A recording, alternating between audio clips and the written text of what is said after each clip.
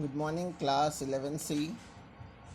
देखिए हम लोगों ने variation in the value of small g देखा था, जिसमें पहला देखा था कि अगर मैं अर्थ सरफेस से h हाइट ऊपर चला जाऊं तो स्मॉल जी का की वैल्यू में क्या वेरिएशन आएगा, जिसका फॉर्मूला था g dash is equal to g 1-2h/r। फिर दूसरा था कि अगर अर्थ सरफेस से नीचे चले जाएं तो भी जी की वैल्यू डिक्रीज़ करती है। थर्ड फैक्टर्स था rotation of earth on its axis. हमें मालूम है कि अर्थ कंटिन्यूसली अपनी एक्सिस पे रोटेट करती है, इसके अलावा वो सन के चारों ओर रिवॉल्व भी करती है। तो अर्थ अपनी एक्सिस से 24 आवर में रोटेट करती है। तो रोटेशन की वजह से स्मॉल जी की वैल्यू में जो चेंज आएगा उसके लिए ये फॉर्मूला है। इसमें आर ई अर्थ की रेडियस है, ओमेगा एंगुलर वेलोसिटी है और लैम्डा ऑब्जेक्ट ने इक्वेटर के साथ जो एंगल बनाया है। अब नेक्स्ट फैक्टर है effect of the shape of the earth. देखिए अर्थ का जो शेप है वो परफेक्टली स्फेरिकल नहीं है, बल्कि ये अपने पोल्स पे थोड़ी फ्लैट है और इक्वेटर पे थोड़ा बल्गिंग है, उभरी हुई है। ये शेप है अर्थ का। ये अर्थ का सेंटर मैंने सपोज कर लिया, ये इक्वेटर की रेडियस है। तो इक्वेटर की रेडियस को मैं REQ लिख दे रहा हूँ और पोल पे जो रेडियस है वो R पोल करके लिख दे रहा हूँ। देखिए पोल पे जो अर्थ की रेडियस है चिल्ड्रन, वो इक्वेटर पे रेडियस से 21 किलोमीटर कम है। इक्वेटर पे रेडियस ज़्यादा है, पोल पे कम है।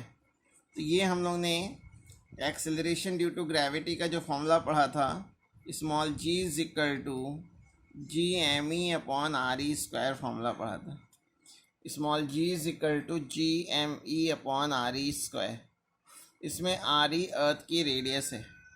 तो देखिए जी और आर में, जी और रेडियस में इन्वर्स रिलेशन होता है। इन्वर्स रिलेशन होता है इक्वेटर पर, पोल पर जो जी की जो रेडियस जो है वो कम है, less than radius on equator. Radius on pole is less than radius on equator और जी और आर में इन्वर्स रिलेशन है। Therefore value of g on pole is more than value of g on equator. ठीक है, जी की value में जो variation आता है चिल्ड्रन, वो 65% जो वैल्यू में चेंज आता है जी में, वो ड्यू टू रोटेशन आता है। यानी ड्यू टू रोटेशन, अर्थ के रोटेशन की वजह से जो जी में चेंजेस आते हैं वो है अबाउट 65%। जबकि शेप की वजह से जो है, ड्यू टू शेप, अर्थ की शेप की वजह से जो जी में चेंजेस आते हैं वो 35% होता है। तो शेप की वजह से भी जी की वैल्यू में चेंज आता है। पोल पे रेडियस कम होती है, इसलिए वहाँ पे जी की वैल्यू ज़्यादा होगी। जी की मैक्सिमम वैल्यू पोल पे होती है और इक्वेटर पे कम होती है। अब जो नेक्स्ट हेडिंग हमें देखनी है वो ग्रेविटेशनल फील्ड इंटेंसिटी या ग्रेविटेशनल फील्ड स्ट्रेंथ। इसको आई सिंबल से लिखते हैं और इसको इस फॉर्मूले से डिफाइन करते हैं, F/m। F किसी बॉडी पे लगने वाला ग्रेविटेशनल फोर्स है और स्मॉल m उस मास बॉडी का मास है। यहाँ मास से हम डिवाइड कर रहे हैं, तो ये भी कह सकते हैं कि यूनिट मास पर, यानी 1 किलोग्राम मास पर जितना ग्रेविटेशनल फोर्स लगता है किसी भी पॉइंट पे, वो उस पॉइंट पे ग्रेविटेशनल फील्ड इंटेंसिटी कहलाता है। ग्रेविटेशनल फील्ड इंटेंसिटी को ग्रेविटेशनल फील्ड स्ट्रेंथ भी कहते हैं। ग्रेविटेशनल फील्ड स्ट्रेंथ, तो अगर डिफाइन करना हो तो ये कह सकते हैं the gravitational force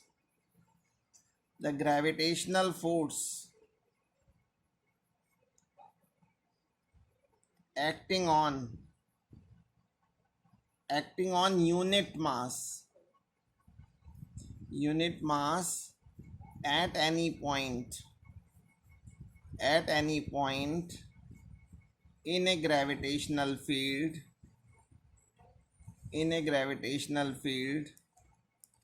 is called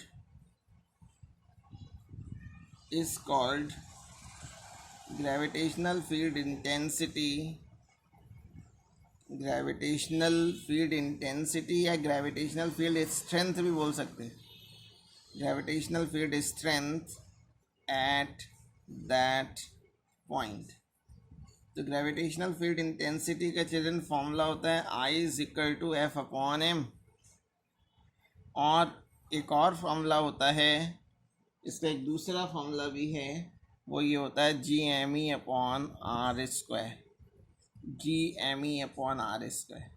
इसमें capital G universal gravitational constant है, ME मास ऑफ अर्थ है. अच्छा, तब इसकी SI यूनिट क्या होगी?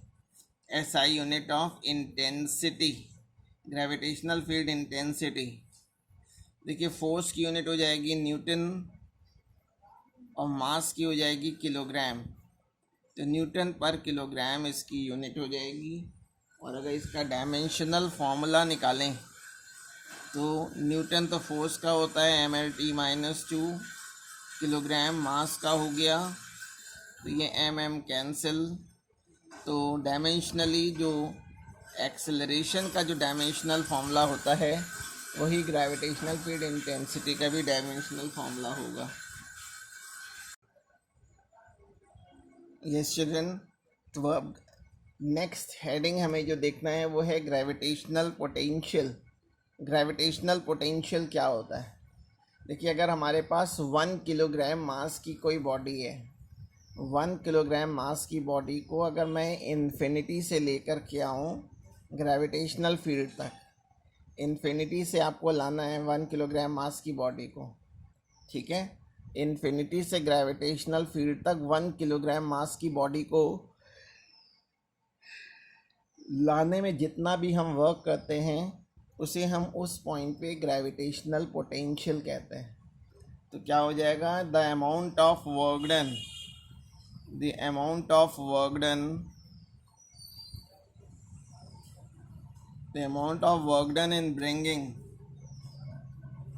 in bringing a body of unit mass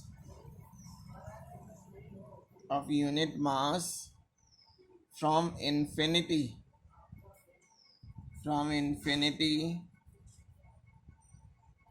to the gravitational field,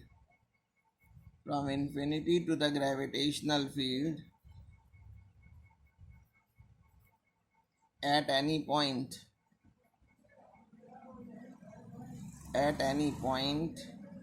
is called gravitational potential. At that point. Gravitational potential at that point. ठीक है. Unit mass की body को इन्फिनिटी से ग्रेविटेशनल फील्ड के भीतर किसी पॉइंट तक लाने में जितना वर्क करना पड़ता है उसे उस पॉइंट पे ग्रेविटेशनल पोटेंशियल कहते हैं. और ग्रेविटेशनल पोटेंशियल के लिए जो सिंबल है वो V है. तो V का जो फॉर्मूला होता है ग्रेविटेशनल पोटेंशियल का वो है W/m. ठीक है. अब इसकी SI unit of gravitational potential.